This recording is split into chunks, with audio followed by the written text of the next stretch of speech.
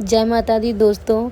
आज नवरात्रि का पहला दिन है और हम शाम की पूजा के लिए रेडी हो गए हैं। मैं भी नहा के रेडी हो गई थी और मेरी बेटी को भी मैंने सबसे पहले उसी को रेडी किया था।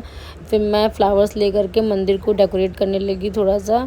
और मेरी बेटी इतना परेशान हो रही थी कि बस ये लग रहा था कि जल्दी जल्दी हम लोग पूजा ख़त्म करें। वो रोने लगी थी। फिर मैं भी तैयार हो गई, फिर पूजा करने लगी थी, आरती करने लगे। पूजा सब ख़त्म कर ली थी मैंने, फिर आरती हम लोग करने लगे। और फिर मेरी बेटी भी साथ में थी और वो बस वेट कर रही थी कि मम्मा कब फ्री होंगी और मुझे लेंगी।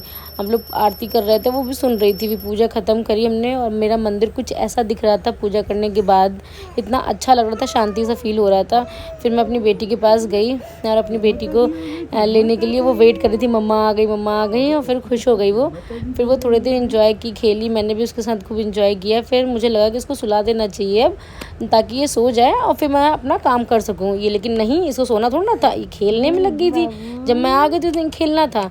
फिर मैं इसको सुला दी, ये सो गई थी। फिर मैं किचन में चली गई थी, ताकि मैंने सोचा कि कुछ फलाहार बना लूँ। फिर मैंने आलू और टमाटर की सब्ज़ी बनाई थी और मैंने क्या नाम है, सिंघाड़े के आटा जो होता है उसकी पूड़ी बनाई थी। पहले 2 पूड़ी हमने छोटी छोटी तली थी, अग्नि देवता को देने के लिए उनको चढ़ाया। फिर हमने अपने लिए बनाया। हम हमेशा फास्ट में लोहे की कढ़ाई यूज़ करते हैं, क्योंकि वो मुझे लगता है सबसे सही रहता है और कोई नुकसान भी नहीं करती है। इसीलिए फिर हमने अपना पूड़ियाँ तली। मेरा सब्ज़ी तो पहले रेडी हो चुका था, दही और पूड़ी और सब्ज़ी।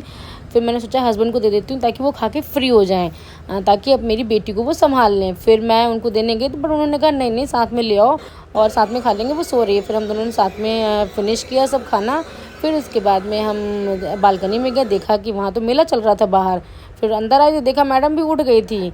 चलिए कल मिलते हैं। जय माता दी, बाय।